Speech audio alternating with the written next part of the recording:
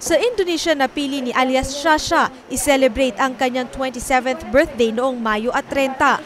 Pero sa halip na mga masasayang alaala mula Bali, Indonesia, trauma ang naiuwi niya.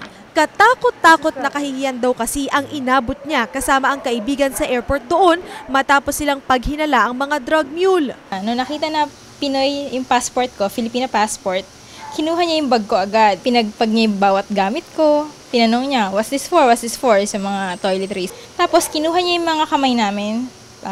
Pinaganyan kami. Tapos iniska niya na parang hindi ko alam kung para saan. So tinanong namin dalawa nung kasama ko na, what's that for? Tapos parang sabi niya secret. Sa lahat ng foreigners, nagkataong sila lang daw ang Pilipino doon at silang dalawa lang ang inispeksyon ng ganoon. Ilang ulit daw inilabas ang laman ng kanyang bag at kahit wala raw nakita, paulit-ulit pa rin daw itong idinadaan sa x-ray machine. Ang welcome niya sa amin ganito, meet my Filipina friend. She was hiding heroin in her luggage. Tapos ayun nga, nakita ko nga na may gallery sila ng mga nahuli nila. Pinaghubad naman ang kanyang kaibigan. Hinala daw kasi ng mga taga-customs doon na sa loob ng tiyan nito ang droga. Pero ang nakapagtataka, hindi naman daw hinalughog ang bagahe ng kanyang kaibigan. So punta sila sa kabilang kwarto, doon siya pinaghubad. Doon hindi naman siya pwinera sa maghubad. Tsaka babae din lady officer. Kasi medyo mas malaki siya kaysa sa akin. Ano sinabi sa kanya?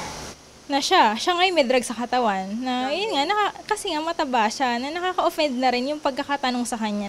Why is your belly big? Sanay nang bumiyahe si Shasha sa ibang bansa, pero dahil sa nangyari, ayaw na muna niyang umalis. Itinago naman ni Shasha sa magulang ang nangyari, pero agad niya itong naisulat sa blog. Dito nalaman niyang hindi lang pala siya ang biktima ng ganoong pagmamaltrato. Sabi na nag-comment na ito, parehong-pareho daw ang nangyari sa kanya sa Bali, Indonesia nitong Abril lang. Naiyak na lang daw siya sa kahihiyan matapos ang insidente. Nabahala naman si Miss Susan Ople ng Blas Ople Center sa maling pagtratong ito sa mga Pinoy. Sumulat na siya sa DFA para ipaalam ang pangyayari. Kung papalampasin natin, edi parang doormat na lang tayo palagi na naapak-apakan. Napailing naman si Attorney Enrico Fos ng DFA nang malaman ng insidente. Pinag-aaralan na ng DFA kung magfa-file sila ng protest dahil sa nangyari. We are taking this allegation seriously and then we will check based on those allegations, and if there's basis for us to file a protest or a complaint, we will do so. Payo naman sa ating mga kababayan, alamin ang hotline ng Embahada ng Pilipinas sa bansang pupuntahan para makahingi ng saklolo sa ganitong pagkakataon. Makikita ang mga numerong ito sa website ng DFA. Marlene Alcaide, News 5.